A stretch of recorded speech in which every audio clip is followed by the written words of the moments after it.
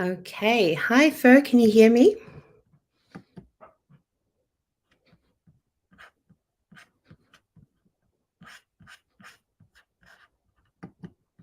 Hello.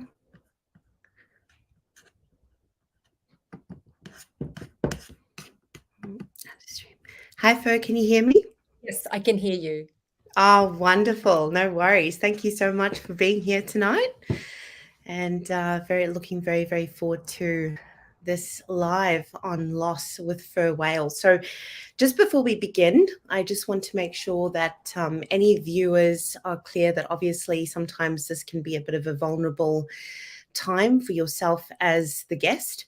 And obviously, just to make sure that everyone has got their heads up, just in case you are triggered at any time. Beyond Blue, the contact number is 1300 224 636. The grief line will be 1300 845 745, and the kids helpline, because I am assuming that we're going to delve into a little bit of childhood tonight. And so that one will be 800 551 800. So yes, and of course, if you are international, we do have some international guests that do tend to tune in. Then please ensure that you are referring to something that is local for you. Obviously, if you don't have something like that, then a friend, a guide, family member, or if you're completely stuck, I know that you can turn to myself, and I'm sure Fur Whale will be more than able to assist as well if need be. So, Fur, thank you so much for being here today. Founder of She Talks. It's absolutely exciting. And we're delving into loss today. So, very symbolic platform here. And I know that, look, I'm going to take my glasses off because we have a bit too much of a reflection going on, I think. So, to begin, tell me what your first loss was. Yeah, the right to choose. I Yeah. was started when I was 10, and Keller, I'm raised in a family that gave us children the freedom to speak our mind and to be who we were going to become, which is a really beautiful way to start life. However, around the age of 10, we had a new neighbor, who became my dad's best friend, and he started grooming me. And it was at that point he was grooming me mentally that I started to realize that that was the time that I was losing my right to choose over who had autonomy over my body, who had access to me. Yeah. That's a huge thing to have experienced.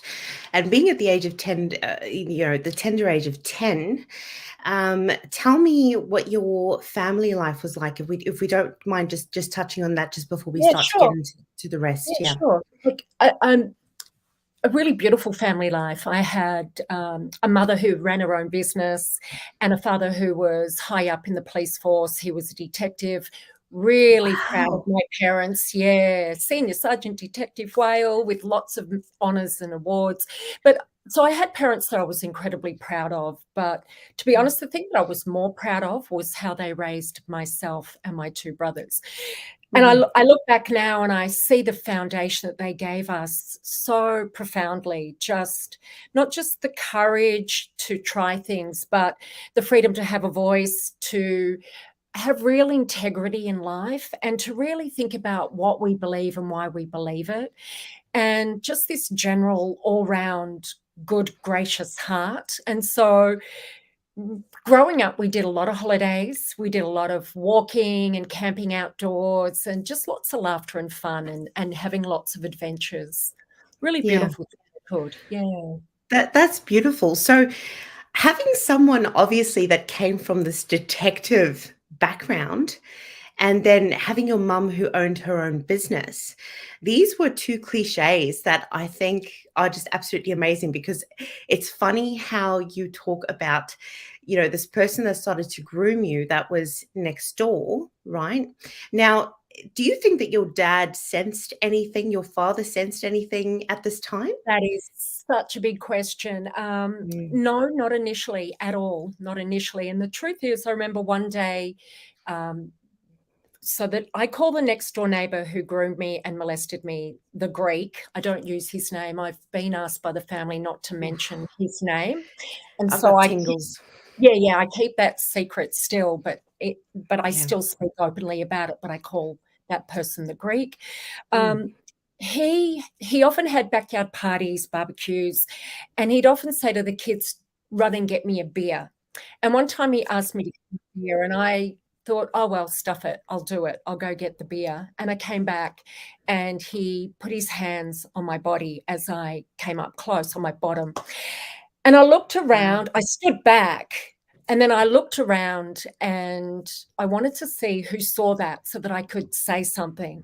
Mm. I actually, as at that age, I wanted someone to say, "Hey, that's not right. Don't do that." Yeah. And I looked around, I looked at my parents, and no one noticed anything. And I thought, "Oh, maybe he didn't mean it. Maybe it was a mistake. He's pretty Mm. drunk. Maybe that's what that was." And I let it go. But those incidents would continue to happen. But I was, on one hand, sure that I knew what was happening. And then on the other hand, not sure because no one else noticed at all. And then even right up until the age of 16, when it sort of hit a point where he literally pushed me onto the bed and tried to have his way with him. Luckily, my dad taught us how to do boxing, and I punched him in the face, which scared him. Wow. Yeah. But the thing is, what happened, Keller, is my mum, his wife, was dying at the time. Um, so I think that he was in that world and wasn't Mm. really seeing what was happening over here with us kids. And plus, he raised pretty independent, strong kids. And I guess if it doesn't look like something's happening, it's easy to assume that everything's going smoothly or okay.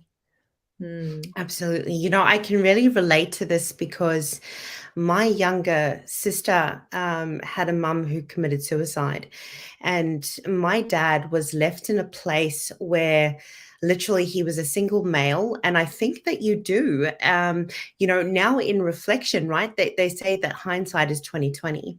And it's funny how at a young age you go through this anger and this resentment, and you wonder how you didn't see something. But I think that when someone is in a place of absolute distraction and just trying to make it work on all sides, it can be something that can be very confronting for someone. I Mm. really want to touch on what age were you for when you started to lose your mum? 16 or 15, and I turned Yeah. 16 during that time. It was interesting because, and I intellectually got it. I really did get the fact that Mm. my dad didn't notice what was going on. By then, I realized that he wasn't going to notice because he was just consumed by the fact that he was losing his wife, and Yeah. he he was going to work and coming home and sobbing behind closed doors, or so I understand that. However, I did go to my brother, and now this is, and I say this story, I'm going to say this story because it's important, because at Mm. the time I didn't understand it, but then I've since learnt that this is quite a common fact. I went to my middle brother, who's only 2.5 years younger than me, and I told him what was happening. I said, "I can't hold it in anymore. This has been going on for all these years." He literally reeled backwards and said, "How dare you try to destroy our family?" And Wow. that was when I realized that he didn't have the capacity to take Mm. any more hurt, any more pain. So that just catapulted me out into a total isolation. I had no one that I could go to, no one to tell. I'd been sworn to secrecy, and so I decided that I was just going to shut it all down. And then then when I did lose my mum, my dad was trying to take his life at the same time. So I'd gone in and rescued him from taking his own life, talked him down, Mm. essentially talked him down from doing that. And so I'd lost the guidance. I had no guidance whatsoever. And I'd become the parent, and I was parenting my brothers as well, like making their lunch, sending them off to school. Then I Mm. went off to university, and I just had this total loss of trust in my beliefs, because they'd all just were shattered. I think anyone who's been through trauma understands this terminology, Mm. that your beliefs are shattered, not Yeah. just trust, other beliefs. And you don't know whether you can believe them again. You don't know how much you can trust your own self, your own judgment, your own ability to make the right choice, your own ability to read the situation and read people. It's just literally shatters that whole sense of I've got this whole sense of I know what I'm doing. I mean, Mm. as kids, we're winging it, but we have this sense of Absolutely. running into things and going, it's all going to work out. And then that just gets ripped away and you're just left raw in the world. And it feels like life comes at you after that. And it's mentally fatiguing. It's stressful. It's your nervous system feels frazzled all the time. And Mm. it's a really tough way to live life. I chose to be happy, so I smiled and enjoyed Mm. life a lot. However, also in retrospect, I also see that a lot of that was just put on, and if I didn't pretend to be happy, then I'd fall apart. So Yeah. a loss of self-worth, and then I became very destructive in a lot of my choices. So I was doing a lot of risk-taking and putting myself into really dangerous situations. Mm. Hitchhiking, getting into cars with men, having to escape that car because they were trying to have their way with me, and then having them run all the way behind me to my door, and I'd lock my door and they were trying to smash the door down. Just so many situations that are kind of crazy that I put myself into during those uni years. And then not drug taking then, that was alcohol, but then I moved into drug taking. And it was just all a way of escaping what I'd shut down. Absolutely. Yeah, yeah. And then Absolutely. just sex with whoever, whenever, just anything that allowed me to find a way to not feel the feelings, but at the same time wanting to feel feeling. Mm. So I would do it in a way that didn't allow me to, so I couldn't have relationships then. I wasn't able to have close friendships or close relationships because that was really scary. And I know that a lot of people will relate to this. So I was fiercely Absolutely. independent. Yep. Yes. Uh, Independence and confidence were how I protected myself. That's how I Yeah. kept safe. I would move in circles of people, but I would never stop and Mhm. make those deep personal friendships or relationships. And so what I attracted were men in my life that either idolized me and were needy and possessive and jealous, or Mhm. I attracted people who are violent and aggressive, which sort of comes from that jealousy place anyway, or who wanted to control me. So Wow. You know, for if you don't mind me interjecting here, I see a whole lot of things happening. And what really stands out for me is this trauma-induced detachment, which happens from a very young age. And it's amazing how the same type of symptomology shows itself in victims, right? But I would actually like to turn that around. And this is part of what we're doing here tonight, is making it from victimology to survivor. Because once you've been through these things, yeah. there is something that transitions in you to become a survivor. And Mm. it's funny how we form these coping mechanisms. Now, for parents and for children watching, what I would really like to do, if you don't mind, of course, and we've already been through sort of the core principles of the trauma networking show, where we're not going to talk about anything that you're not comfortable with talking about. Obviously, we only talk to, and I try to only engage with people that have sort of gone through the healing process and have come to a place where they're quite comfortable to, express, and expression is something that unites us, I believe. So if we can just go back to when you were 10 and all of this started, and I myself have been through this. My younger sister has been through this that I know of as well. And it's funny how it's the same thing where there's not a name put to the identity, right? For myself, I refer to him as the Irish because he Right. absolutely traumatized lives so much, and the vulnerability that they see in a child And it's the same thing for her when she lost her mum, and the same thing for me when her mum committed suicide, and I was there in a guest environment. And how these predators, and that's literally what they are, they see this vulnerability in you, and it's funny how they Yeah, befriend the I would love parents. to talk about that actually. Absolutely, yes, please do. Yeah, because I did a lot of work. Look, just to place this, I'm not a victim anymore. I'm thriving in life. I have a beautiful life. Absolutely. I have an open heart. I have very deep, beautiful, vulnerable relationships with everyone that I meet. I have a close network of friends. I'm able to have beautiful, loving, deep, big love with a partner. All of that, Yeah. I feel like I have more than I ever had before. Initially, Yes. we set out to reclaim what we lost, which is a natural part of the journey. And now I have Mhm. so much more than I could ever have imagined. And I would never give back my experience. Fact be Yes. known, else I wouldn't be the depth of who I am today and have the capacity to be there for others. But there's a thing that happens when I look back at that young girl, how sweet, how innocent, how vulnerable, how Mhm. loving, how open, how caring, how trusting she was. And I know that all of that, like I was lit as a child, and I know this from not just looking at photos, but just thinking back and looking at like memories of hanging out with my brothers and seeing their face mirrored in mine. And we were just lit. We were just full of joy. And there's Mm. something appealing about that to a predator. And I was easy game, really Yeah. easy game, because someone could say something to me and say, "Oh, what I really meant is," and I'd go, "Okay, I'll give you a chance." Or, "I didn't mean to do that, sorry." "Okay, I'll give you a chance." And I think most kids are like this, right? Mhm. And then that there's a part where you wonder if you should say something. Yes. Yeah. Should always say something, because Mhm.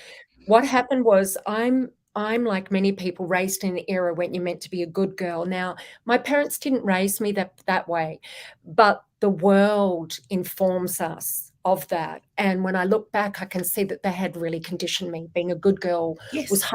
highly valued in schools. It was highly valued in friendship networks, with neighbors whatsoever.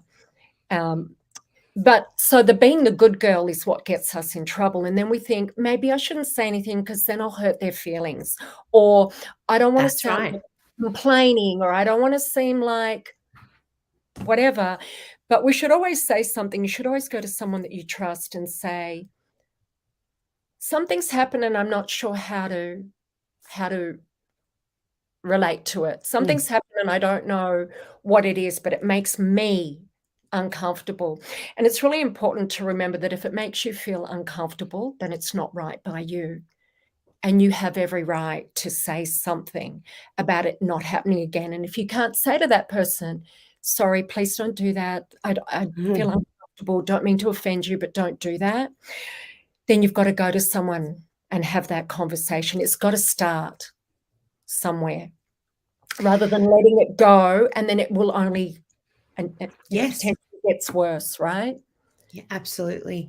So can I ask you for a moment, when you look back now, and obviously there was a friendship that um, this predator had formed with your family.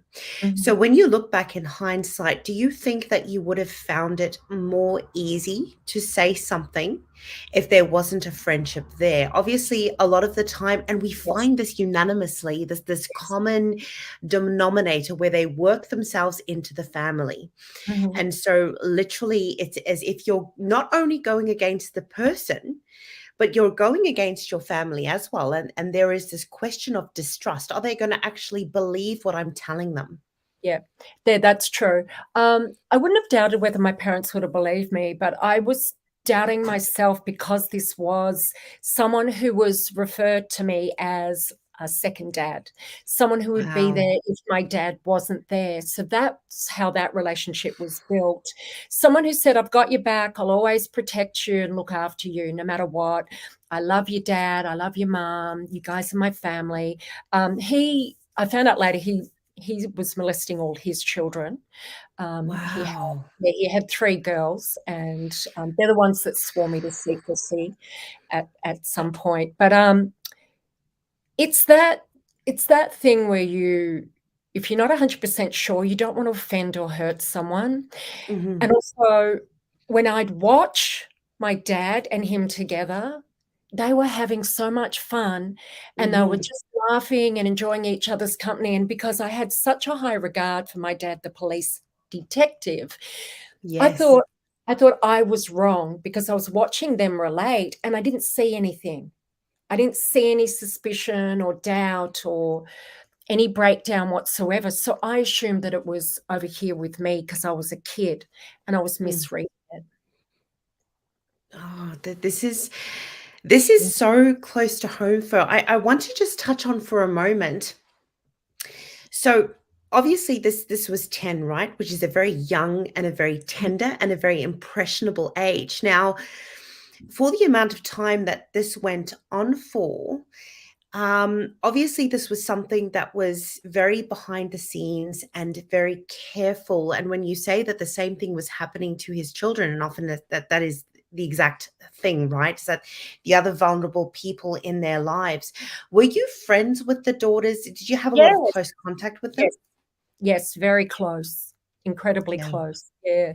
Wow. Um, the eldest daughter was my friend, the second one was my brother's friend, and then the third eldest was my little brother's friend, Ah, quite funnily. But yeah, very much so. But I didn't learn about them until long after. So yes. at 16, um, when mum was at home dying, and I would say go and stay over at their home. This night, it was meant to be all the girls' home. It was meant to be the 3 girls in the mum home. They had a shop that they worked at, and he said he felt sick and couldn't go in, and he needed all of the girls to go in because he needed them to all do these jobs. And I had this anxious feeling, really anxious feeling. I was thinking, no, it's okay. He has a business. They need to go. I'll just stay up in the bedroom, up in the girls' bedroom, and I'll close the door. But I wanted to have a shower, and I had a shower, and I went back to the room. They had a little son, and he came up and knocked on the door, and he said, Dad said you need to come downstairs. It's really important. And I said, no, I'm going to sleep. Thank you. Bye. And then the next Mm. thing I know, the dad came up and opened the door and came in. And it was that incident that had me completely, without any doubt, understand. It was like my whole memory went right back to the very first Yes. incident, because I'd caught him perving on me in a shower. And then he'd say, oh my God, I was just staring. I didn't even know it was you, right? Wow. And yeah, and that was at around the age of 14 and 15 and 16. He would do things like that. But on this one evening, I knew emphatically, because he was actually trying to put himself inside me and he was groping my body. But so that's when I realized everything. And then I Mhm. felt stupid. I felt really dumb. And I thought, what's wrong with me? Why didn't I know this? Why couldn't I see this Mhm. happening? But as a way to deal with that, I made sure that I would read people from now on, and I became Yes. extremely good at reading people, which is my Mhm. thing now, human behavior. Yes. Yeah. Not just that. As survivors, we become really, it's interesting, this is a fact, we become very hyper vigilant to things like Hypervigilant. shadows, changes in light, changes in volume, changes in movement. And Mhm. even now I have all of that. I don't want to lose it, but I'm not adding a story to it. I'm not making it mean I'm in danger or I'm vulnerable. I literally allow myself to go, what was that? So you'll hear me if I'm at a new friend's house or there's new noises at a friend's house, I have to say, what's that sound? And if they know what Mhm. it is, that's great. Otherwise, I need to know what that is, and then I can leave it. I don't Yeah. get triggered. I don't get nervous about it, and I don't jump out of my skin anymore. But as a survivor, Mhm. the things that happen because it's wired into our nervous system for survival, and we should know that is a normal part of thriving afterwards. And the other thing that I also realized was that I wanted to mention this because one of the things that happens when we start to heal trauma Mm. is we can start to judge ourselves for being that jumpy person or being that Yes. anxious person. And Yes. we have to remember that everyone has a level of anxiety and a level of Mm. jumpiness. We all get triggered at different things. And we just need to decide that it's okay that we're at this heightened level and that it's what's going to keep us safe. And Mhm. also decide that we can bring it down. So we can start moving into places where we can assess the situation easier. Like, so we move into places where we trust, and then we start to down regulate those reactions. We start to say, it's okay. I can bring my level of anxiety down in this situation. I can Yes. start to relax. Yeah. And it's a real practice. It really It is, because is such. it's wired in, right? Yeah, it is. It is so deeply wired, and I love the fact that you mentioned the nervous system, right? Because the parasympathetic nervous system, to actually get into that and activate that Mm. from the sympathetic nervous system. So the sympathetic nervous system, just to explain to our viewers, the sympathetic nervous system is this fight or flight imbalance that and when you have experienced trauma, more often than not, you are always surviving and or um, in this sympathetic nervous system. And so Yeah, to you're actually always in activate, survival mode. Yeah. yes, you are Yeah. always in survival mode.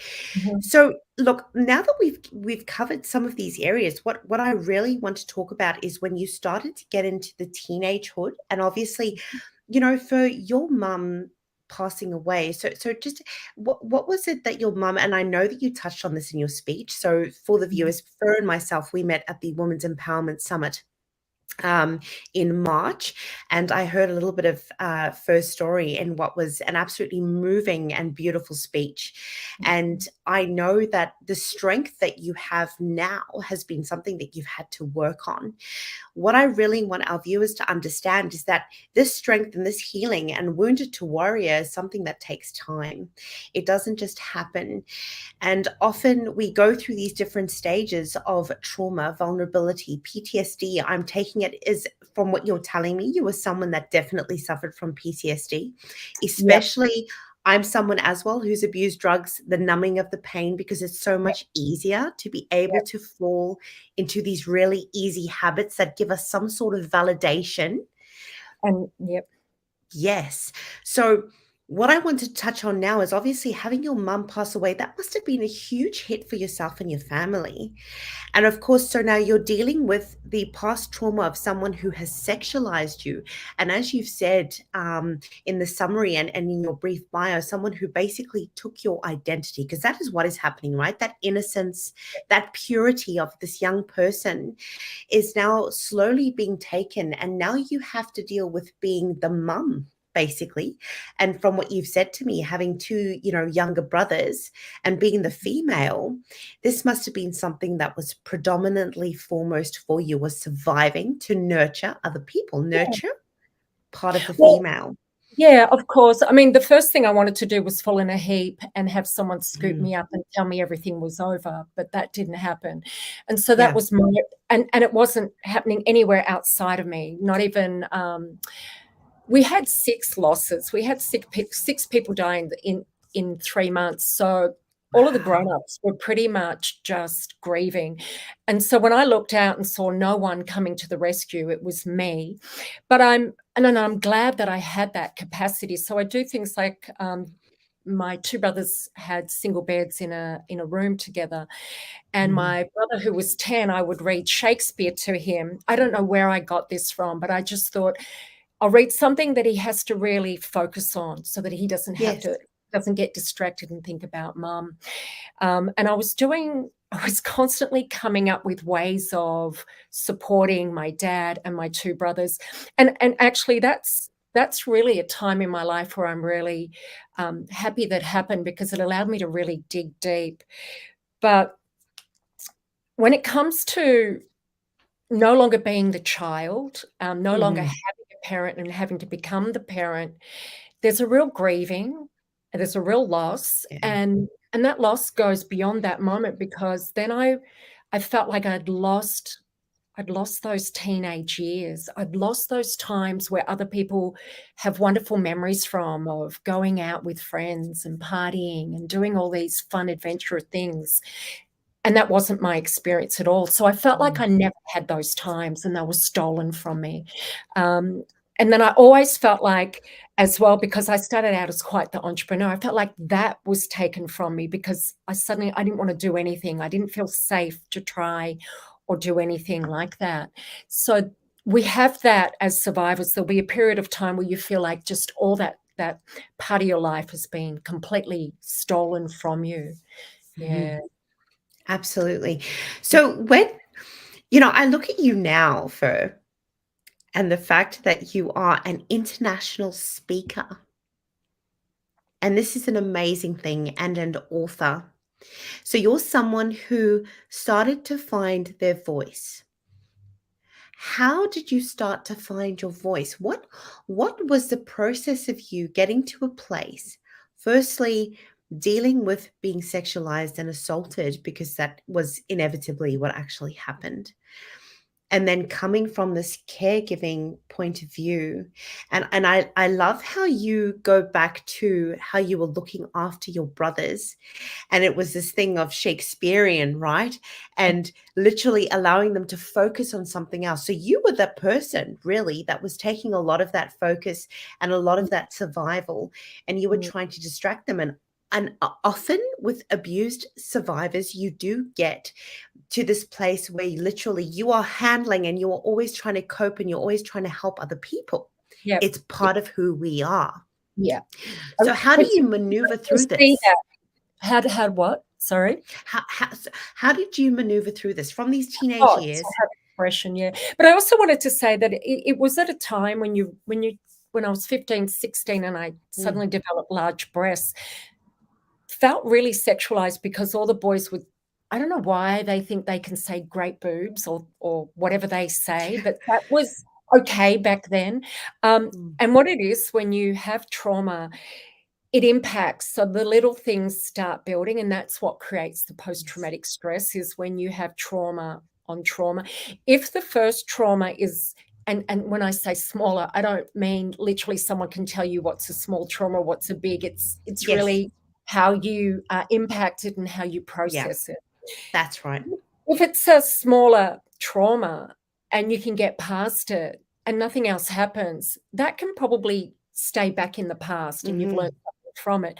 But if you start having trauma on top, so for instance, because I felt like there was something in the back of my mind that wasn't right with this neighbor, and then I had other boys who were often older and wanting to have sex with me or tell me about how great my body was or whatever, I just felt, I started internalizing that. I started having an inner narrative of not feeling safe, not feeling comfortable to wear the clothing that I wanted to wear. And I started actually wearing just baggy T-shirts and jeans. I was a tomboy anyway, but I wouldn't wear anything fitted.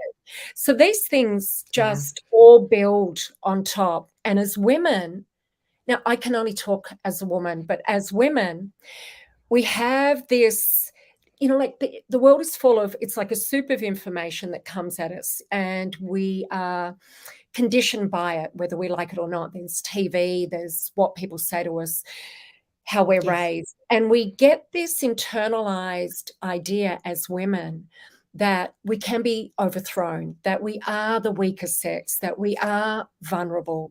We just have this sense of not quite feeling at ease out there in the world, like walking at nighttime. A man is more likely to feel okay about that, and we're not, even at a young age. Like we're literally told, hold my hand, this is not safe. I don't want someone to steal you. Don't walk home at dark. It's really dangerous as a girl. So we totally have this within our psyche, and that makes us even more vulnerable, I think. But look, I just want to say that unfortunately, there's another thing that happens too, is when you kind of retreat into yourself after that after being sexualized and traumatized. I didn't read the signs of the next time when I actually got raped by a guy in university. And I didn't see it coming because there was two elements. One, I was deep down really, really longing to trust someone and to be loved by someone, because I was so walled off, and I really needed to, like, I just wanted someone to scoop me up. And then the other part was that I hadn't yet quite learned how to read the signs, and I was still confused because I wasn't trusting myself. I was still confused. So this person came into my life, befriended me, and I started crushing on him. And he had another friend who I ended up dating afterwards because he was actually the safe guy. But they were friends, and we'd hang out together all the time. And then this one night he said he'd stay over and then actually came into my room and pinned me to the bed and literally raped me and took me of my virginity. But it was from that point on, it was from that point on that I got into a lot more trouble.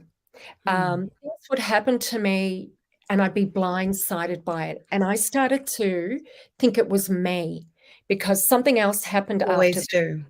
Yeah, someone ended up in my bed and taking advantage of me again, and I thought it was me. It's me. I can't read people. It's me. I don't know. And I just didn't know how to get out of those situations. So yeah, but I just want to let you know this because I know some people have really big stories.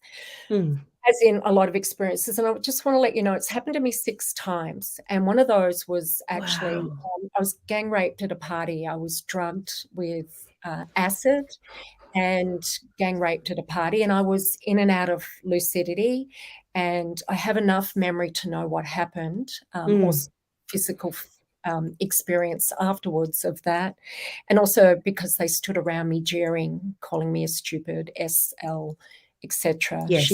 She didn't even know what happened.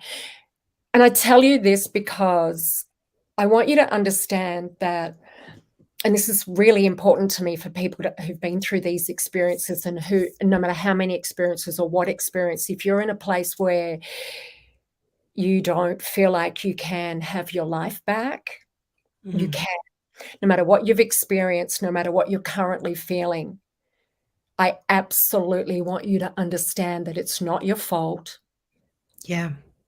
You're not stupid. We don't know what we don't know, and we do have to learn how to read people in situations. And if you've got a good heart, keep your good heart. You can keep your good heart, and it's a decision, Kayla, that I had to make because I was like, but I want to be open. I want to be loving. I want to say what I want to say when I want to say it. I want to care, but I don't want to feel vulnerable.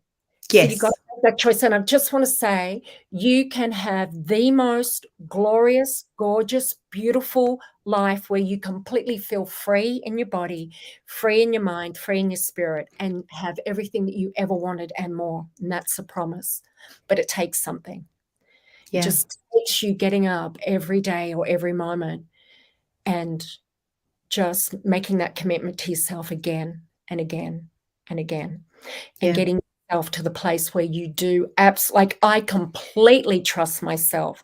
I know, I now know, and I've had proof. I know that when I think or feel something about someone, I'm spot on. 100%. Spot on. There is something that happens in our intuition that comes into play. And, we might call this being, you used the word before where you are always in this hypervigilance. Okay. Now, it's funny how, and I say this very openly, and this is not to knock anyone. All right. We all have levels of understanding according to what we have been through. And I'm a great believer in this. And there are people that might turn around and doubt you and say, oh, you're just being paranoid. And I'm the first person to say that if your intuition is telling you something, more often than not, you really need to delve into that intuition and go with what you're feeling, because more often than not, it is absolutely correct. And, for coming from this survival mindset of what you're telling me, and what you're, 6 times to go through a similar experience. And it's so amazing because trauma attracts trauma. And I say this from a place of coming from this. It's amazing how trauma attracts trauma. So the more that you go through something and you don't actually realize what is happening, and there is this guilt that is associated with trauma. And it's a very, very deep guilt where the first person that you look at is not the outside world, it's yourself. What is wrong with me? What have I done wrong? What can I do to please? We are very much pleasers when we're coming from this place of trauma. And so what tends to happen is we now go out looking for this resolve, but because we haven't actually come to the very seeded foundation, this seeded thing that actually had started all of this, because it was never us in the first place. And yet we seem to be able to think, okay, well, if I can just fix this person, or if I can just do this thing, or if I can just be this people pleaser, and then we attract that person that usually, more often than not, tends to go back to that very first trauma that we had. And I've seen this cyclically, a cycle all We the time. attract broken people. Yes. One of my relationships, it was violent. He would beat me up, but Yeah. and he said, "Oh, it's the alcohol." I said, "Well, I'll go to Yes. Alcoholics Anonymous with you. You know, I get what it's like to be broken."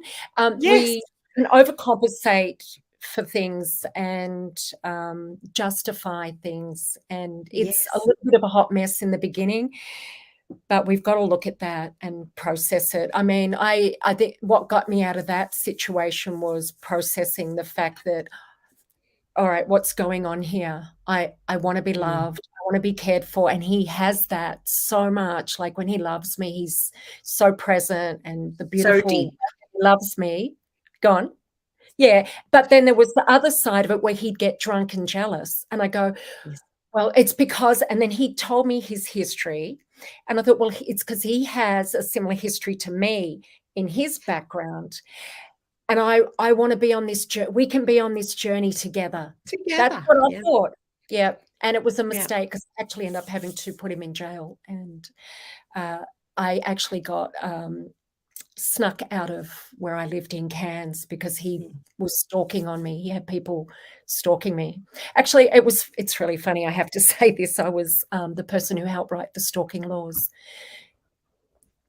back then. Yeah. Really. Because Please. we went to court and they didn't know what to do about it. And I said, you don't understand. You have to do something. They're like, but he's in jail. And I said, yeah, well, if it's not him, he sends people. He sends me letters telling me how many cigarettes I smoked, who I saw, and threatening my life. And then I'd come into my home and there'd be notes left under my pillow or Oh. things moved. Yeah. Or he came out one time and burnt all of my underwear so that I didn't wear sexy underwear with any other guy. But I said, I went back into court a few Wow. times and then I said, that's it. I got really angry and I said, that's it. You're not protecting me. You don't understand. And of course, I was defiant then. And I said, I'm not leaving. I'm not leaving Cairns. This is my home. Why should he make Mm. me leave? You guys need to do something. You need to, and they said, but there's no Hmm. law. And they're looking. They said, come back. Well, look. I said, no, look now. Because anyway, so they convened a day and all of these different, I can't remember now, but different judges and officials all came from different places and we sat. There was a whole courthouse full of people and we talked about it and they started talking about distances. And I said, no, that's not far enough because they can sit there and watch. It's not Yes. far enough. It has to be further away. So, yeah, we wrote the stalking laws. This Yeah. is amazing. And yet again, here comes another commonality, right? And I say this from people that I have spoken to and my own experiences, and then people that I'm close to.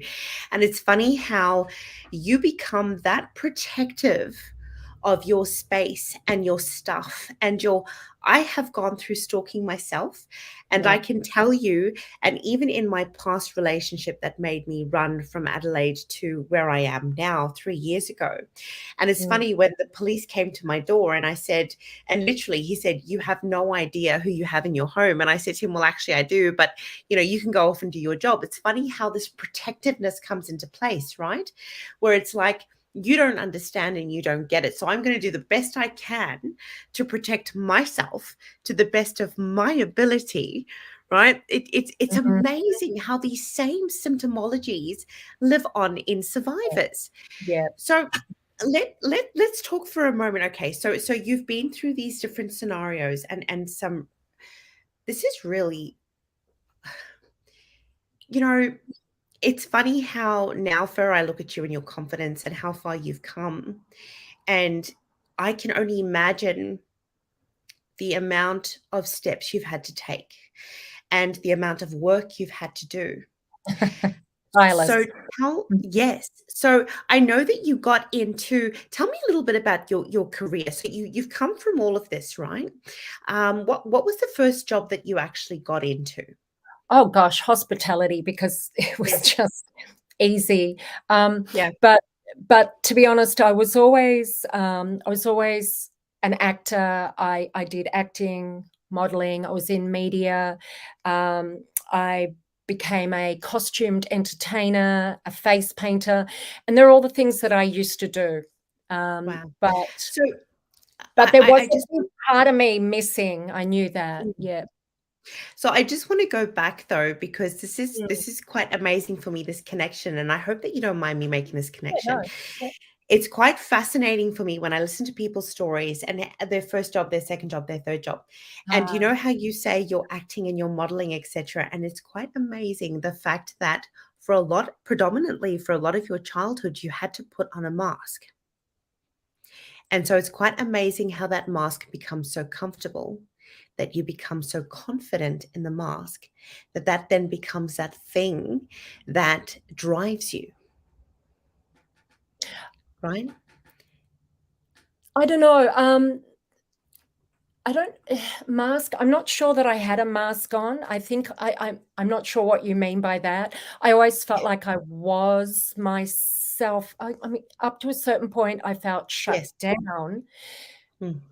Is that what you mean by a mask? No, what Yeah. I mean is, so sorry, from young, having to be brave and Mhm. having to be the femininity in the family and having to guard your family, and then from there going into a place where literally, yes, right? Yeah, You're getting I it, right? did take on being strong. Yes, yes, I Yes. took on Yeah. being And strong and every day. and and holding your Yeah, femininity, for, and having to take ownership of what you were, and yet still experiencing these different traumas, because this is something else where, I myself can relate to this, and I know others that are females. Let's talk to the female genre for a moment, that have been through similar things. And it's funny how we wear ourselves in this way where it's like, you will not break my confidence. This is what I have to be to take this ownership. yeah. And we find it, really struggle on the inside to be absolutely vulnerable, because to be absolutely vulnerable means that you can actually take an ownership of ourselves that we won't let you have, because we've already had so much taken from us.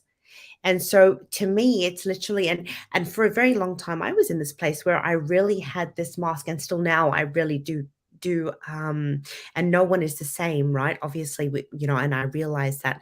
But for myself, it was this thing of, oh yep, I am who I am, and you can't take this from me, right? Yeah, Because yeah, I've had to survive to get to this place. yeah, yeah. Yeah, I Yes, completely relate to that.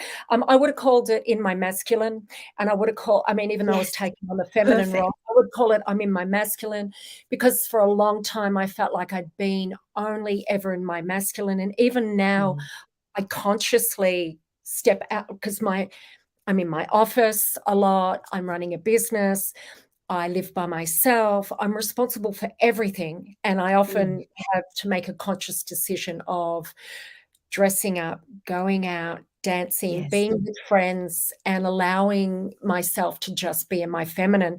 But for a long time, it was always in the masculine. And I called it, I got to soldier on. I got to soldier on. Pull up your big girl pants and Yes. just do it, just do it, just do it. And so I was constantly pep talking myself. But same thing out there in the world, if anyone tried to get inside my world, there was Mm. like, it was like a steel fortress. There was no way known that 100%. anyone could get near me. And Mm. people would say, I give up. I give up. I don't know you. I don't get you. I give up. Or I'd literally just shut people down and send them on their way. Yes. Yeah. I completely relate to this. Mm. Tell me about your relationships, how your life and your experience had affected your relationships until you got to a point where you had to take rapid responsibility for the way that you reacted. Because there is this point, right, where we do go through this thing where we have grief, we have anger, Yeah. we have survivor that really kicks in. And then we have these people that come into our lives, and it's like this automatic switch goes on, and it's like, no, you're not who you say you are. That's right. Yes. We have these complex emotions. I Mm. mean, humans have a Yes, complex set of emotions, but it's complex. When yes, when so you're in here complex. and you're in Yes, trauma, post-traumatic stress is quite complex. But yeah, and then you suddenly enter into a relationship and all of these other elements kick in. One of those is your survival kicks in, and so it can be. I always had that story of, you're not who I thought you were. yes, You're not who yes. I met. What's So going on? relate. I don't get you. But one of my most beautiful relationships was, well, to be honest, most of my life I didn't have relationships, and that was a Mhm. choice, right? And I've Yes. had three beautiful gentlemen sort of convince me that I should go out with them, and I did. And the last one, a handful of years ago, um, maybe 10 years ago, whatever it was the first time that the trauma actually, one of the traumas that I hadn't dealt with had come up. And this person said to me, don't understand, I'm confused. It's like you're two different people. Mm. And I had to tell him my story, which I didn't want Yes, to do. And yeah. then you do that and you don't know what's going to happen. You don't know if it's going to be too much for them. Can just on this, because I really want the viewers that are listening to this that feel where you're coming from because they've been through a similar scenario. I want them to really realize how normal this is. Because Fur, do you agree that when we get to a stage when someone has literally broken and we feel like that vulnerability, right, of breaking down walls, oh gosh, okay, maybe you are actually someone worthwhile. And so the amount of vulnerability it takes to actually share It's huge. and to It's put scary. ourselves on that line. Yeah. Now, to the other person who might not have experienced these things, who might not know, who is only seeing us from the view of the world that we put out, right? And that Yeah. person that we are in the soft heartedness, because we have that survival on one side, we have the soft heartedness on the other. Yeah. And to be loved and to be cherished and to be appreciated, and we always have that want to help mechanism that is always there. It never switches off. It never ever does. But to actually reach that point of being vulnerable with someone else, that is a huge thing for us, is it not? Yeah, it It's is. literally make or break. No, and you might feel like you're in control of that, but you're not, because No, there'll be moments where you do let the wall down and then just literally freak out. yes. Maybe shut the other person down, or Mhm. maybe um, just shut yourself off for time. It makes it really challenging for the other person. So it is important. I mean, the truth is, if you tell your story to that person and they can't take it, we have to give them that. We It's do. not easy. Some people won't be able to have this hold the space for you, and some people Mhm. will. You must have the person who holds the space. And this person Yes. held the space, and then I kind of felt I felt so even more vulnerable. And I said, you need to Yes. go away for a week. And he goes, what? 100%. You need to go away for a week. I just need to put myself back together and we'll start again. But Because the doubt creeps in, right? And it's like, oh gosh, so now you've been vulnerable and now it's like this guilt sets in of, oh my God, what are you going to think of me? I know. To what point do you think I'm a wreck? To what point do you think, and I hate it, but it's true because I've experienced this too. To what point do you think I'm a lost cause? Well, To what point do you all of think, my masks happened inside of those relationships because I mm, didn't want them to see me as broken. I didn't want them to yes, see me as a lost cause. 100%. I didn't want them to change how they spoke to me. Yes, I that's didn't want right. to don't talk to me like I'm pathetic. And they'd be like, Yes, no, no, no, I yes, just know what you I didn't want sex to change. I was like, yeah, no, just take me. And they go, yes. Take me as I am. and they're Yes, like, yeah, but I'm scared to be rough with you. And it's like, oh God, is this ever yes. going to work out? Just all the different dimensions of And what then I gets think, triggered all the time. yes. And then I think on the other Triggered all side of that as well, when you reach a certain amount of vulnerability with the opposite sex, same sex, whatever sex you are, right? We're not here to discuss that today, whatever makes you happy. But the when you come from this place and you are vulnerable with someone, there is still this little voice in your head that's like, oh God, okay, I've just let you in. You've broken down walls.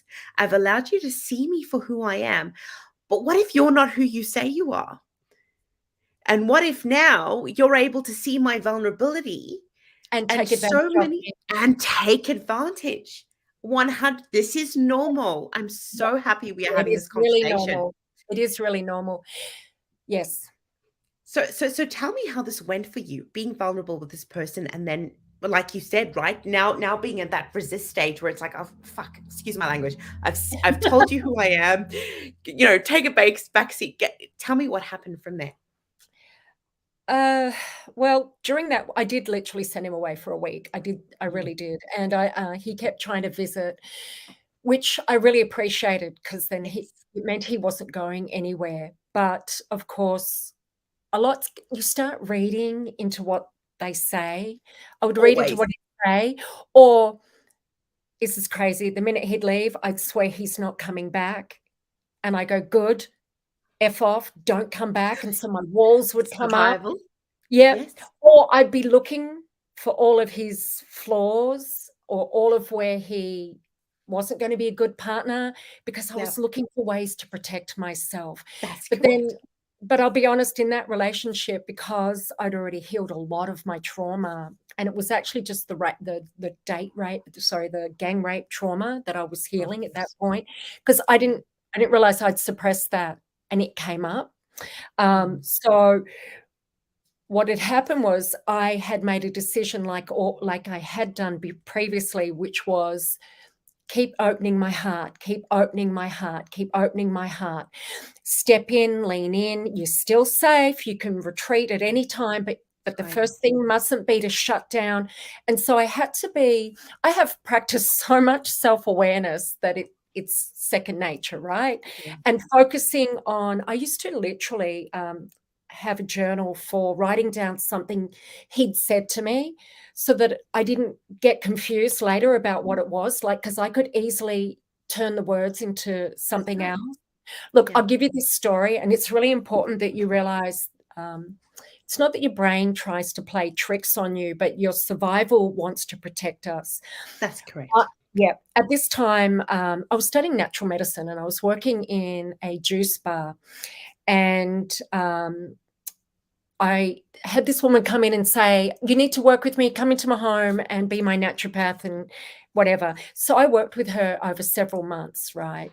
Just consulting her and going through her cupboards, what have you. An incredible woman who, her and her partner had never wanted to have children. They made that choice. They like to travel, go out dancing, Brighton couple, they just had a good life. Then her best friend's husband shot her, and there were 3 children. And Jill had turned up on the day. She was called in on the day of the shooting, and the kids were about to be shuttled off to foster care, right? Or whatever it is, that the first step before foster care. Yeah. Jill looked at John and said, we have to. And he said, yes, we do. They took in these 3 children.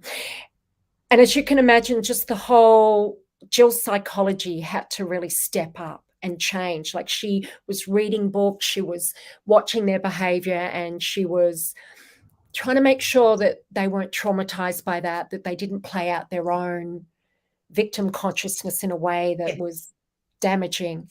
So along comes Fur, and I'm doing this work for this woman.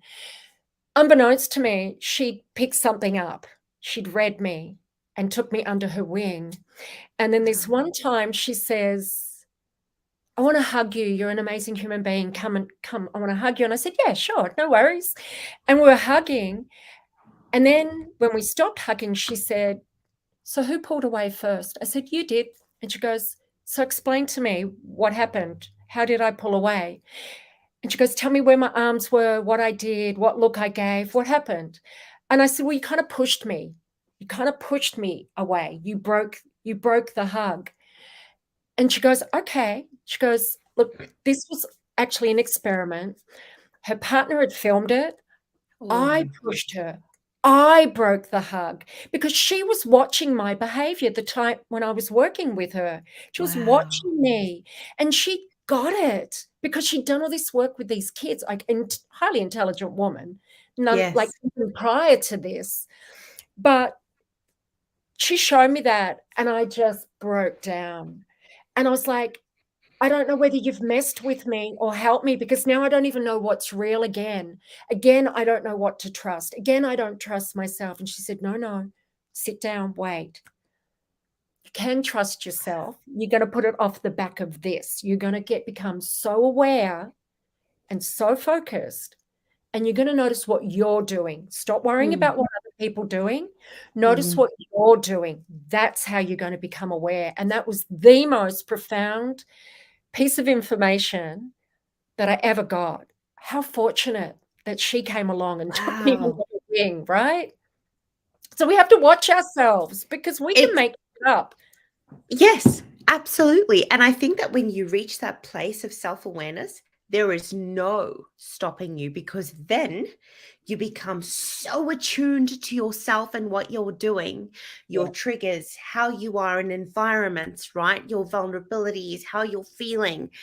And it's a huge thing. It's a huge thing to be aware and self-aware and vulnerable and all of these different things. And then to be witnessing yourself. Have you ever had an out-of-body experience? Oh, yeah, couple. Yeah. Yeah. One was the first time I got raped, and another time was when I fell 1.5 stories from a tree. Wow. Yeah. Is that what you're referring to? That kind of out-of-body Yes, experience? that out-of-body experience where it's like, I want to say fear-induced, where Fear you is a trigger. literally, Yeah, where there's you many literally, stories. yeah, You got to keep yeah, talking. I've got an amazing book. Keep talking. There's a book that yes, they need to know about. yes. It's Please really share but you literally leave your body, and this has happened to me, and this has happened to some other people that I have spoken to, and yeah. it's this absolute extreme vulnerability to such an extent that you're there but you're not there, I and was you literally leave literally yourself. watching. Yeah, you literally can see Yes. yourself. Yep. Absolutely. Now, for those people out there, and this is another thing, this is another reason why this show is here and is happening here, is for the families, the friends, the support people that want to understand trauma more and hear of these different things happening. I want you to really know that this is something that is so common for Yes. people who have been through extreme trauma. They will often speak about out-of-body experiences or feeling like you're there, but you're not there, right? Yeah, there's another. And Yep. Go on. no, I was just going to say, and still now to this day, even though I myself have done so much healing and the self work that just continues, because it's never done, right? Do you agree, Fur? It's never done. We are always working. Let me think about that, because I feel like I've transformed all of that Yes. trauma. I Yes. feel like it's not to say that I don't get triggered by Hmm. things That was based going to on be my my next question. Yeah, based on those experiences, absolutely, I still get triggered. However, Yes. it's not overpowering. It doesn't It overtake doesn't me. In fact, overtake you. it'll come up like a little voice. It's not like intrusive. It's just a little voice that I notice. And I'm literally so well trained that I'm like, I allow myself to be in awareness and even the discomfort of it. Yeah. And then I will move that. And you do that by, one, you know that you're safe. One, I'm in a safe surrounding. Two, I do have mastery over myself. I am able to, look after myself. So they're just three simple things that I used to use a lot in order to Yeah. let that trigger just soften. Yeah. But before we start to get into healing, I really need to go to the loo. Okay. Well, I want to show Give me 2 minutes, please. Yes. Okay. Yeah. Can I ask you to just quickly speak on that? I'll be Yeah, 2 I minutes. will. All right. Thank you, So, Fur. yeah, no worries. I decided to go to SACASA, the Centre for Sexual Assault, for counselling, and they're very good. They're amazing people to talk to, and they suggested that I get this book. And the reason that they suggested The Courage to Heal, which is a guide for women survivors of child sexual abuse, they said, read this book, because what this book did was made me realise that I wasn't broken, as in there was something wrong with me and I could never heal. I will hold one of my stories for when Michaela comes back, but I read something in this book. It was an experience that I was having, and it was profound because I thought that there was something quite mentally wrong with me, and then I realized that it was a part of post-traumatic stress. And if you don't know that, you could literally live out your entire life believing that you've got a broken brain, believing that there's something wrong with you, and in fact believing that maybe you're a bit crazy, which is what I thought back then. I thought, maybe I'm crazy, maybe I've always been crazy and I don't know it. Maybe there really is something seriously wrong with me. And then when I read in this book the experience that I'd had, I realized, Kayla, I had this experience that made me feel like I was crazy and that my brain was probably broken. There was something literally wrong with me, and that everyone else could see it and I couldn't. Yes. There's a woman, this book's a guide for women survivors of child sexual abuse that they recommended at SACASA. I'll be honest with you, there's probably only a handful of stories, about no more than 6 or 8 stories that I've read in here. I've never fully read it. I've never had to. I came across what I needed to. But one of the experiences that I had was I was literally feeling my brain split. So I was literally having psychosis. And I was really, really scared, and it happened for days on end. And actually, it happened for weeks, but every day after day, I felt like I had to really hang on to my sanity, because I could feel myself withdrawing and splitting away from reality. And I used to fantasize that it was black and I wasn't talking. And people were saying, where are you? Where are you? Come back. Talk to us. Talk. And I was literally having the beginning of psychosis. And so I thought that was on me. That was something wrong with me. And then when I read A Survivor Had That Experience, I was like, oh, shit. Okay, this is part of post-traumatic, like severe chronic stress disorder. Yeah. Absolutely. Yep. I do things like wake up after nightmares and just vomit all over myself. It was just the weirdest thing. And for years later, even starting to heal the trauma, I would wake up with my stomach just like just the tension in my gut trying to release. Yeah.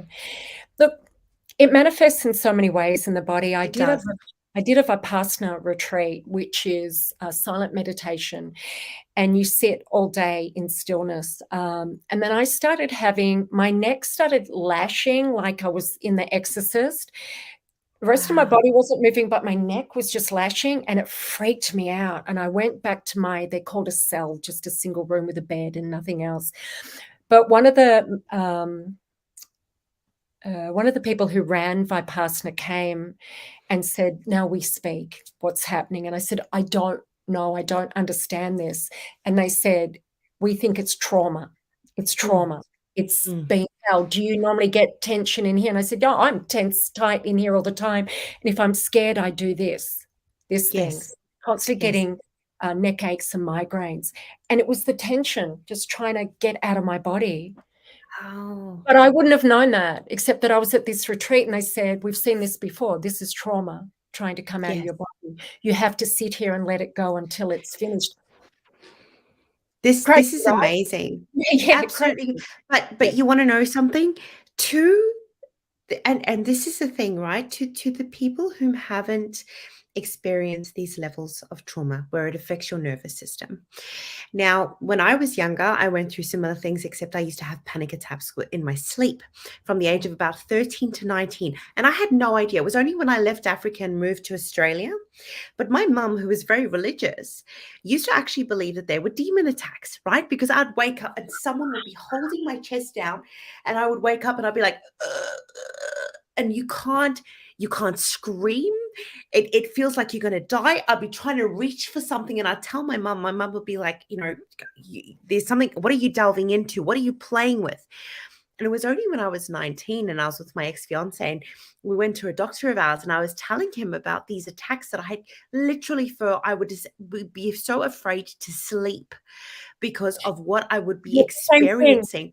I had And the he same said to thing. me, he goes, "Tell me about your life." And I told him a little bit, and he said to me, and I said to him, I think that my mum has said that, she's religious, and she said that perhaps I'm delving into something, but I'm not delving in it. And he said to me, "Kaylee," he said, "you are having this MRA, these attacks in your sleep where whilst you're awake, you're in such a survival mechanism and you're still getting backflashes and you're still delving into things and you're still coping and you're still in the survival all the time. When you go to sleep, and it would always start off with this particular dream where it would be a fan going, Mhm. this zoom, zoom, zoom.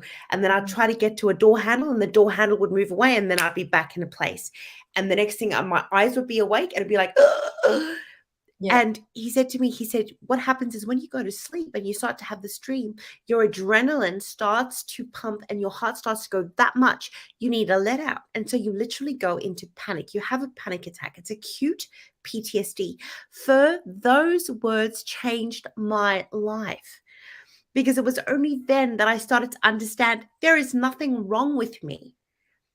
I'm not broken. I haven't lost my mind because that's literally how you feel, you right? do, You you feel do. like you are completely gone upstairs. And then you start to look at all other things like, what am I doing wrong? What am I saying wrong? How are people looking at me? Am I, not okay? It's So it's intense. really amazing. It's so intense, but it's Yeah, so amazing how this lives in us. This is normal.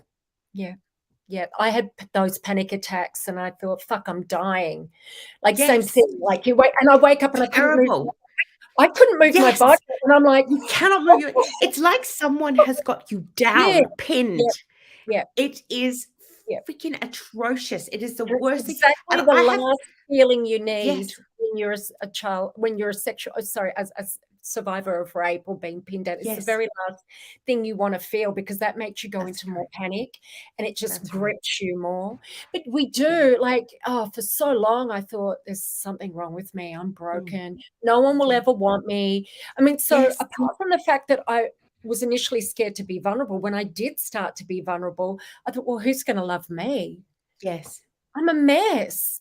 yes.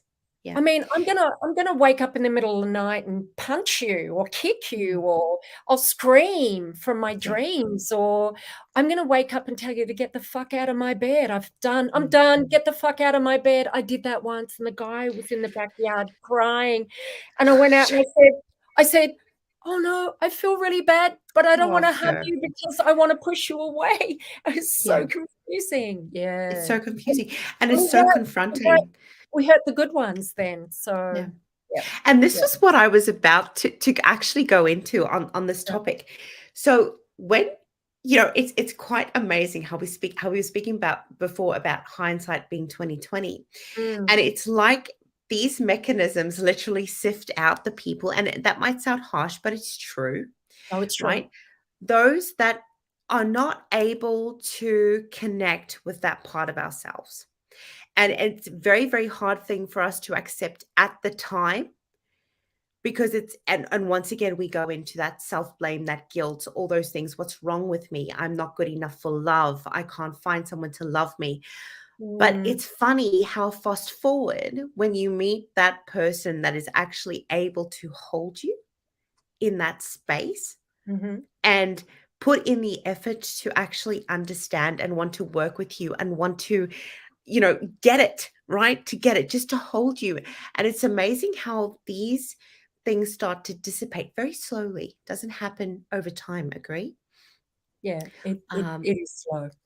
yes, but it's this really slow vulnerability of allowing someone to hold you. And the more that they hold you, the more vulnerable you become. And the more that you know that it's okay to be this way and they're not going to hurt me.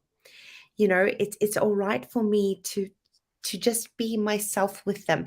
And don't get me wrong, I think that there are still these times. Do you have a partner in your life at the moment? No. No, what? Oh, that's beautiful. I like that. This feistiness that comes, right? But when you Well, did go through these moments, because 2 reasons. One, I'd made a choice to focus on, yes, serving other women and running my She Talks platform.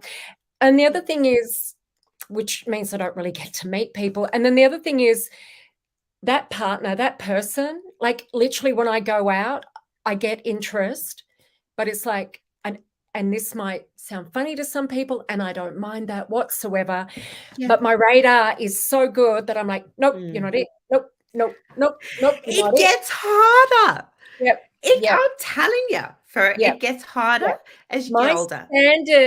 standard is so high, Yes, and I know people there's this saying out there that, like, "Don't have such high standards on your list, you'll never get that," and I'm like, "Well, I guess what? disagree. I'd rather be single than settle. I'm never Yeah, gonna settle." that's correct. There has to be that real when you light each other up when you first meet Mm, and you just mm, go, "Wow, there's yeah, something here."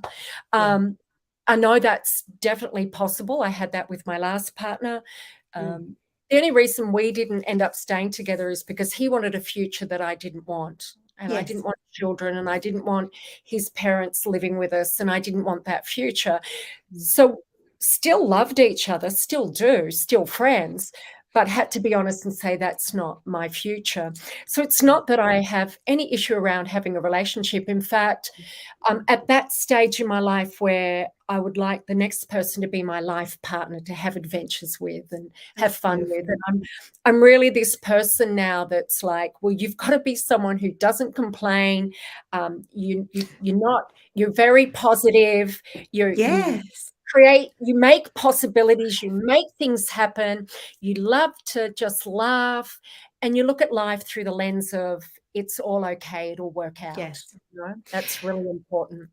But it's quite amazing how we do build when you come from having to rebuild and having to reach these places of awareness, as we were speaking about, Fur, Mm, becoming aware of the person that you are. And it's funny how you then become aware of others very much and you so. really start to sense and become aware. But our standards, because we understand what, being at those low parts of life are and having Mm, to rebuild ourselves. Now, it's funny how I know that we're probably going to go down a yellow brick road here.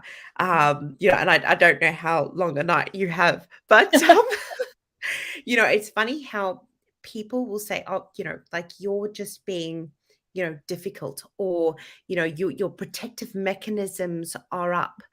And really, when you have had to rebuild and you have had to become this very independent person, which is more often than not what we do become, Yep, yep, because we understand what it is to have to thrive and to survive and to rebuild life and to continue going. And so, therefore, what happens is all the self work then really makes the standards it does. go naturally, right? And it's not because it's a defense mechanism, right?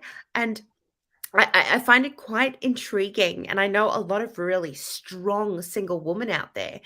And it's funny. Jessie Moss, who I absolutely love. I don't know if you've heard of her or not. She's absolutely amazing, and she put up a live a little while ago, and she said she was in well, if I'm interpreting this right, and someone said to her, oh my God, why aren't you with anyone? What's wrong with you? And her interpretation was, well, if you are with someone, what's wrong with you? Right? Like, you can look at it any which Of course you way. can. Of course you can. But I think that when you've really done this self work, it comes to a place where you don't actually need anyone to validate or make you Yeah, happy. I look back through my life and I see all the different places I've been in, and I know Yes. that there was the neediness for love, and I was a Mhm. really different person back then. And right now it's I just really love who I am right now. I Yeah. love Yeah. this place in my life, and I would never go backwards. I would only go Mm. forwards. Uh, but I just know that anyone in my life needs to be a compliment. Look, I'm open to everyone. I work with huge Yes. networks of people. I Me meet as well. people every weekend, every week. I'm meeting people. I just ran the photo shoot fundraiser to I saw that. money to rescue and rehabilitate children from sex slavery. And Yeah. that's a magic day, and people come in all day long, and I'm really warm and open, and it's like you can get to know me. But quite literally, the people that are in my inner circle, that's really got to That's be, your people. they're my people who I know have Mm. got my back, who I can go No to matter what. no matter what and say whatever Yeah. I say. People who get me even when I'm at my worst, or just people who are growing and building and being creative in the world, and we Mm. can do that together. I mean, we Yes. don't talk about house cleaning or toilet paper unless that's the topic. What I mean by that is that we're creating things, we're creating Yeah. projects, and coming up with how to run another program to support people. Or That's my right. friends create music, so how to create music, how to contribute to the world in a really positive way. Yeah, That's right. This collective of wanting to make the world a better place. yeah. Um, for just before we, I know that time is going, but before we bring this to a close, I wanted to really talk about your healing journey. Mm, So, if you, I know now, right, you're not. I know now. I have known for a while, but you are the founder of She Talks. You're an international keynote speaker. You have this confidence and this beauty about you that just shines through. You want to see the world a better place. You are an author. So, when you go back to when your healing journey started, please share with us. For anyone that has been through something similar, for anyone who knows someone who's going through something similar, who wants to support them, please share with us the things that really helped you to get to this place. yeah. Journaling, number one, having to Mm, write down when I really was in that place where I I love thought I could, journaling. where I thought I could trust myself. It's like, no, I'll write that down so that when I don't trust myself, I can go back and read that and go, well, that's what I said. They are a Yeah. good person. Just trust Yes. what I wrote when I was in the right place, in the right landscape of my mind.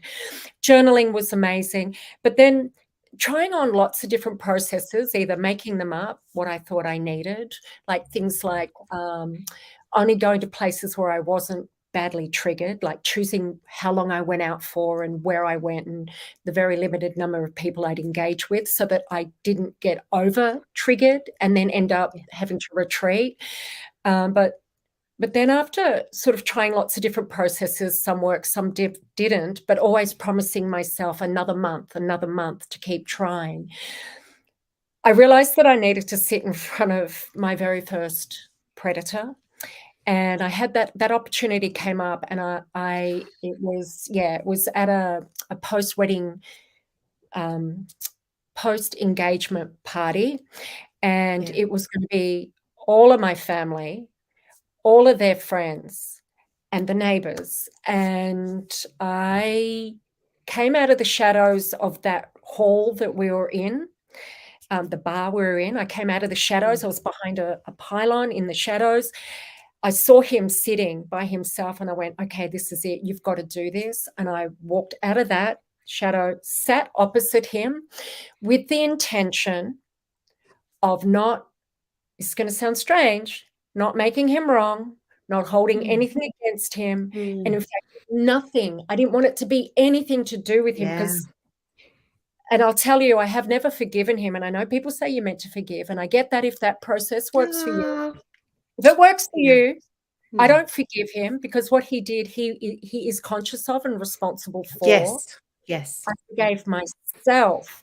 And I sat there and I looked straight into his eyes. Wow. And I let what rose up in me come up into my consciousness. And as uncomfortable as it was, I was really present with what was in me, what was being triggered and rising in me. And I kept coming back from the place of making it about him to about me. What do I need in this moment? What do I need? What do I need to let go? I can't tell you how long I sat there, but tears started falling out of his eyes. Wow. And he said to me, and I never wanted an apology. I didn't expect anything from him, and I didn't get one, by the way. But he said, I feel really bad. I miss your dad. And that's all he said. And I didn't make it mean anything. And I just got up, put the chair back in. And I said, I'm ready to go home now to the family that brought me. And I cried for the 2-hour trip home. But it was the most cathartic experience that I'd ever had. And I feel incredibly brave. And it was that act that freed me. The fact that I faced him. I needed to do that for me. For yourself. Yeah, and that was the most incredible. But then the journey began. Then it began. Then things would come up and I would be really conscious about where they played out with people. So the more aware, the more I'd write it down. This is where you pull back. This is where you retreat. And I wrote down all my triggers. And that's the process. Knowing your triggers is going to be the most valuable practice that you can ever do. So valuable. And having the courage to face your stuff. Now, I don't suggest you do what I do unless you really feel so compelled to it. But if you're going to bring up a memory, and you can talk to this, but if you're going to bring up a memory, you need to create the right environment, the safe space. If you need someone in that space that you trust 100% to be with you, do it. If you need to do it with a psychologist or a counselor, do it. But I would suggest, because this is what I did with the gang rape, it was so hard for me to look at, and I felt so ashamed, even though I was the one that was drugged. I set a timer for how long, and it was 5 minutes. I was going to look at it for 5 minutes, and then I had a strategy for consciously switching off. Consciously switching off. I never, because I also in my life, and I think it's another good practice, don't let the trigger switch you off. You consciously choose. Now it's time for me to put that away, and I'm going to do something really nice and healing and soothing or fun and be with my friends, and just put it aside and look at it again. So you talk to it and you say, that's it for today. I'm going to look at you later. You don't need to come up. I'm going to look at that later. And that practice that's what I did with all of my experiences.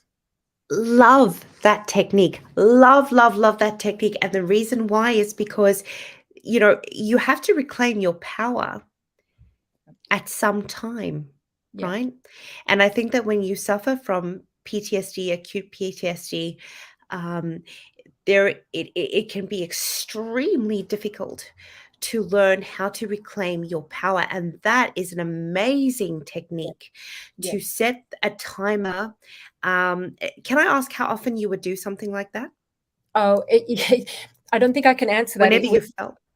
Well, you have to be in the right place to deal with that. Absolutely. One thing I was always conscious of was setting myself off into a spiral, like it's just going into the pit of those memories.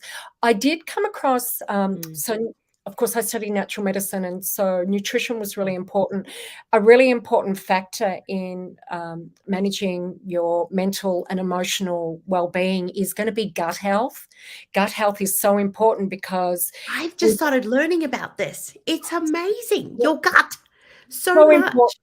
Well, you can literally, if you have poor gut health and poor sleep, you can literally start triggering. You trigger the survival mode. You'll trigger all of those thoughts that come in and go, what did they mean by that? Or, oh, I look like shit in the mirror. Like literally because you've got different hormones running through your body. You don't have, literally, just simply put, you don't have the feel-good hormones. And sunlight in the morning and sunlight in the evening, which stimulate natural like melatonin and, serotonin and all those things. Yeah.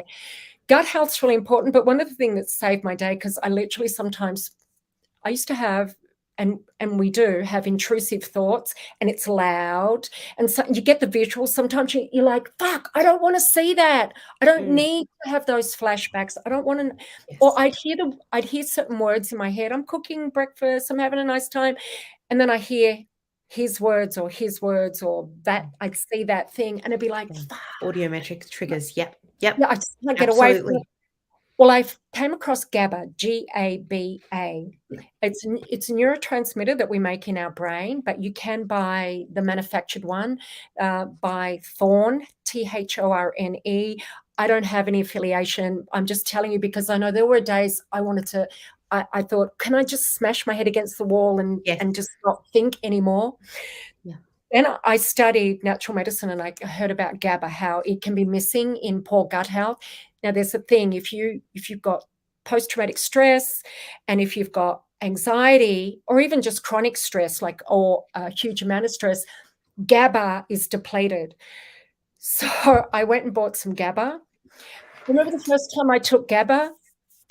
And I went, oh, who turned the music down? Quite literally, I literally thought, wow. So turn the music down. And I went, oh my God, it's my head. It was like, and I'm a meditator. I've been a meditator since 10, right? But this was like the most Zen meditation that I'd ever experienced. It was like, oh, peace. It's beautiful. Right? I love that. Yeah. Wow. And if you've been through trauma, you must look after your health. You have to. You want to supplement with good medicinal. There's really some great medicinal mushrooms that are good for brain health, ashwagandha for your nervous system. Yes. You absolutely must, because I'll confess, I'm still wired for survival. I still am. And there's still a level of managing that, as in, because I'm in a sort of like a job where there's a lot of, although it doesn't feel like stress, there's a lot of pressure. Yes. And so the nervous system naturally responds to that. And then there's that whole lifetime of being wired for hypervigilance. That's so you've right. you've got to do something with your diet so that you're never in that situation where you feel a little not sure in your thinking. But that is amazing, and it's so very true for myself. Exercise, as you're saying, looking after your sleep, these things are so important. Time in nature, pets, animals, getting yourself out. I think that's slowly starting to fit as well. The other thing is that there is this importance of facing fears, and that is being vulnerable and getting yourself out. And anxiety sometimes can be absolutely crippling when you come from this place of trauma, post-traumatic stress disorder.